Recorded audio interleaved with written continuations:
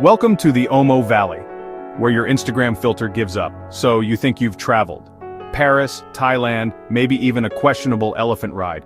But have you ever been somewhere so remote your iPhone starts to question its own existence? That's the Omo Valley, Ethiopia.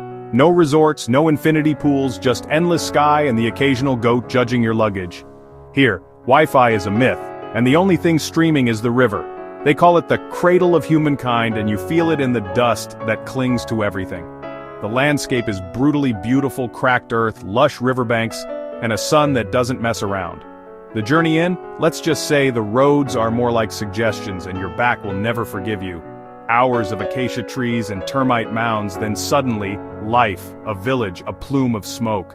This is where the real journey begins, and it's not about four-wheel drives anymore.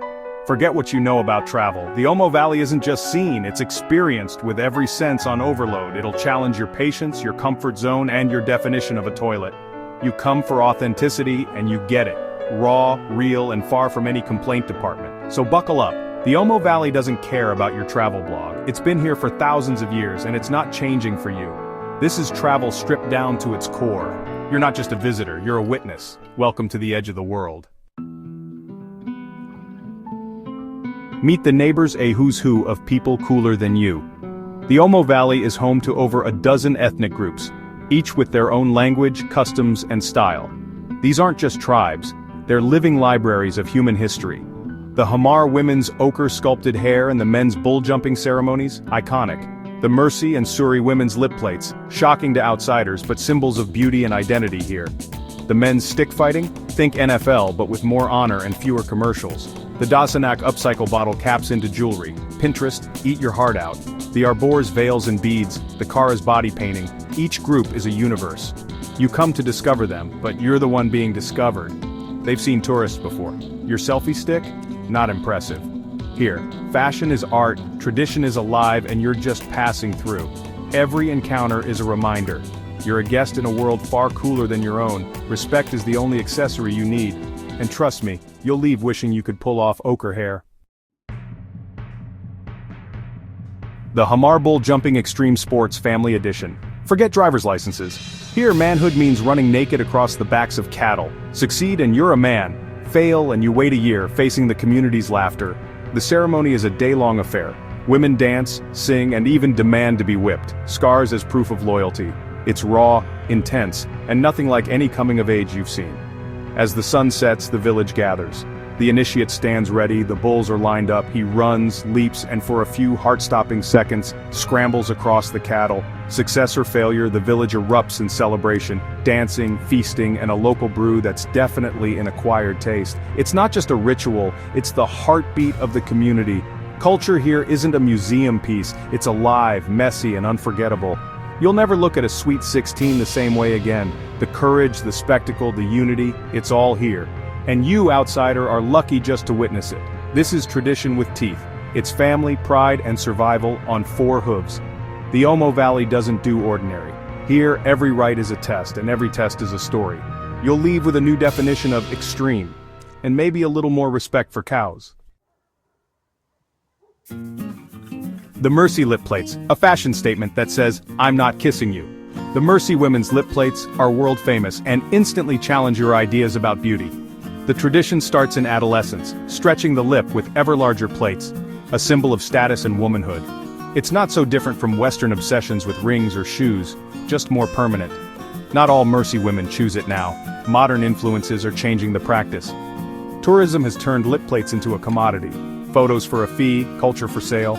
But the Mercy are more than their lip plates. Proud, resilient, and deeply connected to their land and cattle. The men's stick fights are legendary, their survival skills unmatched. The lip plate is just one facet of a complex culture. Look beyond the surface, there's a whole world behind that plate. Here, beauty is power, and tradition is identity, and you'll never see body modification the same way again. Culinary adventures, or how I learned to stop worrying and eat the goat. Food in the Omo Valley is about survival, not stars. Sorghum or maize porridge is the staple, filling, functional, and not winning any taste tests. Goat is the main event, roasted, boiled, stewed. You'll eat so much goat, you'll start to feel related. On special occasions, a bull is sacrificed, the meat shared in a smoky communal feast. The taste, smoky, tough, and undeniably real, the flavor of the land. Forget bottled water, you'll drink from wells or rivers, purified if you're lucky. The local brew, fermented sorghum or maize, is a gamble, sometimes refreshing, sometimes jet fuel, but the real magic isn't the food, it's the experience. Sharing a meal in a smoky hut, breaking bread, or goat, with people who have little but offer everything. Food here is about connection, hospitality, and gratitude. You might go to bed a little hungry, but your heart will be full, and you'll never take your granola bar for granted again. Every meal is a lesson in humility. The taste lingers, but the memory lasts longer. In the Omo, food is survival, and a celebration of life. Bon appétit, adventurer. The Omo Valley isn't just festivals and body paint. Daily life here is relentless work, dictated by the seasons and the needs of cattle. Women walk miles for water, gather firewood, grind grain, and tend to children and crops. Men's lives revolve around cattle, herding, protecting, and living in remote camps. Cattle are currency, status, and survival. Children have responsibilities from a young age, herding goats, helping at home, learning the skills for adulthood. Play is simple, with toys made from sticks and stones. Childhood here is training for a tough life ahead. The glossy photos miss the grit, the strength, the endurance. Life in the Omo is hard, but it's real. And it's a world away from Times Square. Planning a trip? Leave your sedan at home. The Omo's roads are off-road challenges. Your Land Cruiser is your lifeline. Drivers here are legends. Guides, mechanics, and navigators all in one. Time is flexible. A 2-hour drive can take 6, and a dry riverbed can become a torrent overnight. Delays aren't inconveniences, they're just part of the journey. You learn to let go of schedules and embrace Africa time. The slow pace forces you to see a woman with firewood, kids playing, an eagle overhead. The journey becomes the destination. Patience is your best travel companion. Every bump is a lesson in surrender, and your spine will never forget it. Visiting the Omo Valley as an outsider is complicated. You arrive with your camera and cash, stepping into a world facing poverty and change. The power imbalance is real, and the line between respectful traveler and voyeur is thin. Photography is transactional. You pay for photos and it can feel awkward. But it's a form of agency, a way for locals to benefit from tourism, however imperfect. The system isn't perfect. It can create dependency, but it's reality. The key? Go beyond the transaction. Put down the camera, smile, learn a few words, buy a handmade bracelet. Engage as a guest, not just a tourist. Human connection matters more than the perfect shot. You won't fix cultural tourism, but you can be remembered for your respect. In the Omo, a smile goes further than a selfie, and that's the real souvenir. What do you take home from the Omo Valley? Dust, maybe a stomach bug, and photos to make your friends jealous. But if you're paying attention, you take home perspective.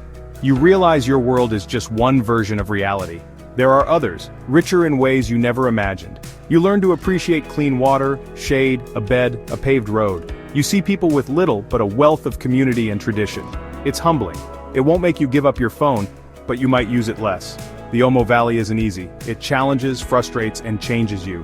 The discomfort is where the magic happens, where you learn about the world and yourself. You get lost, and in doing so find something you didn't know you were missing. The Omo is more than a destination, it's a journey through time and possibility. Ancient and modern, brutal and beautiful, tragic and hopeful, it stays with you. You leave with a deeper understanding of humanity's diversity. And a great story about eating goat for a week. That's a souvenir worth having. And maybe, just maybe, you'll see the world with new eyes.